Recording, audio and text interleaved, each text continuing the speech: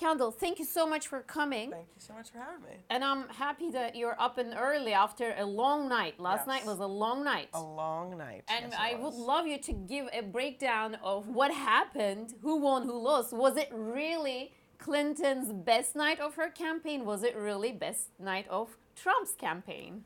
So what happened last night is you kind of saw the two front runners really establishing the fact that they're front runners. We have Clinton winning 7 states and 1 territory. We have Sanders winning 4. And then you have Trump winning 7 out of the 11 states for Republicans.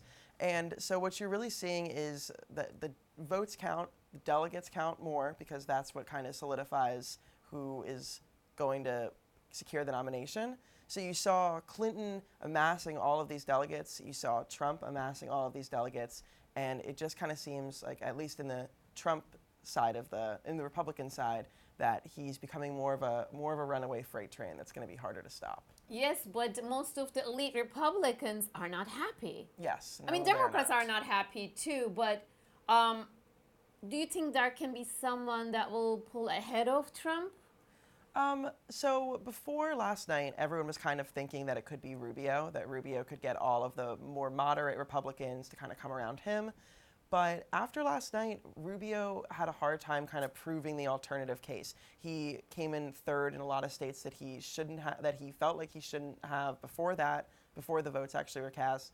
And he didn't even get any delegates in Texas. So it's kind of looking more and more like Cruz could be the next person to be the alternative to Trump, which could be even more of a frightening idea for Republican elites, because Cruz calls the Republican elites Washington cartel. I know. He's not part of the group, and neither is Trump. So the Republicans right now are having this kind of conundrum of who can be. Yeah, and can be. Going back to 2000 and before that, yes, I agree with you. I like Rubio better. Not that I agree with his policy, but he's a handsome candidate. So and that's what matters. That's what matters.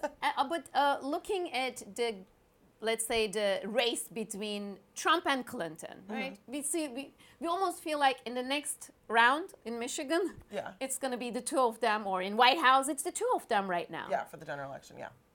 What is the gap between the two of them comparing to 2008? So it's harder to compare the gap between Clinton and Trump, but at least for Clinton and Sanders, compare it to Obama and Clinton in 2008, right now after Super Tuesday, Obama had a narrower margin of delegates. Him and Clinton were running in a tighter race right now. So Clinton, after last night, is kind of pulling ahead of Sanders in this way it makes her seem like more of the eventual. Oh, I meant nominee. Sanders, right. Yeah. So she is kind of widening this gap, and if you compare it to 2008, she is winning more so than Obama was winning at this time then. So she's highly likely, that's right, to be the upfront runner, right? Okay.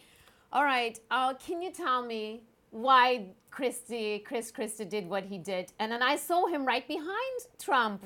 Yeah, that became quite the internet sensation. Internet sensation. That's so true. It's like a show this year. So it's Christie, when you think about it, has kind of the same, at least like personality sensibilities as Trump. He's a brawler. He tells it like it is.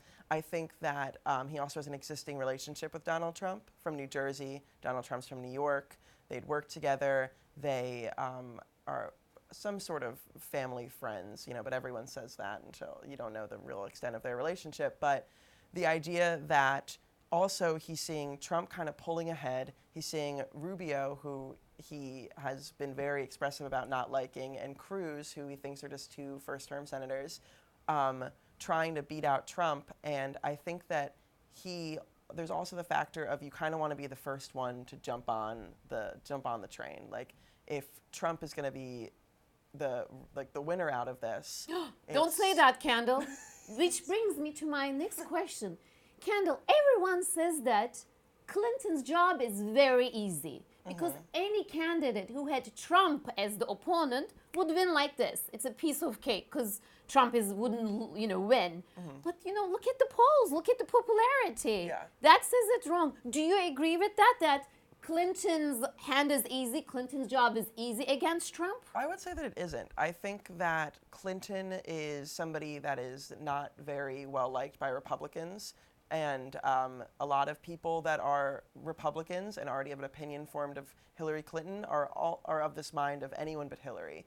We have to block Hillary from entering the White House. So it becomes not as easy as you'd think it would be. And also a general election against Trump, who knows what he's going to say and the stops that he'll pull out. It could be a really difficult election for somebody like Hillary Clinton, who is a little bit more used to the normal playing field in elections. At this point, do you think there would be any surprise runners that would come out of the blue?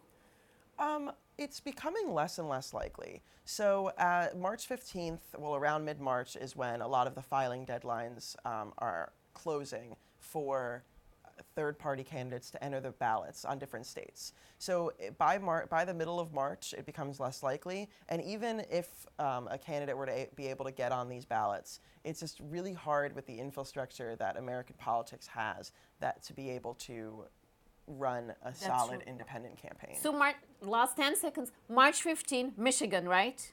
Yes. That's next? March 15th. No, that's March 8th. March 8th. So next is our March 8th. And then again, do you think Michael Bloomberg is going to run? As Hillary Clinton is becoming more and more of the presumptive nominee, I think that it's becoming less and less likely. And as time is going on, I think it's becoming less and less likely. That's true. Okay. Yeah. Well, and what's next is Michigan, right? With the minorities. Yeah. So, and then Sanders will definitely play up free trade, his trade policies, and because Clinton's kind of been a recent convert to the trade policies, moved a little bit left. So, and then with March 15th, it's going to be Florida, which is winner take all, Illinois, Missouri, North Carolina, and Ohio, which is Kasich State, which is also winner take all. So it's going to be hot race. Yes. It sounds like a hot race. Florida, it's true. Thank you so much for coming, Kendall. Thank you so much for having me. Any last comments that you want to tell to the Turkish audience who's extremely scared of Trump winning this? Well, just keep on watching, because it really isn't a called race. Anything can happen, as we have definitely seen. So. Well, and if that's coming from the expert, if it's not coming from anybody, if it's coming from you, yes, then anything can happen.